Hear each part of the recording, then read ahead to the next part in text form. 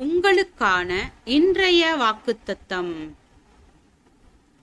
நம்முடைய கர்த்தராகிய இயேசு கிறிஸ்துவின் நாளிலே நீங்கள் குற்றஞ்சாட்டப்படாதவர்களாய் இருக்கும்படி முடிவு பரியந்தம் அவர் உங்களை ஸ்திரப்படுத்துவார். தம்முடைய குமாரனும் நம்முடைய கர்த்தருமாய் இருக்கிற இயேசு கிறிஸ்து உடனே ஐக்கியமாய் இருப்பதற்கு உங்களை அழைத்த தேவன் உண்மையுள்ளவர்.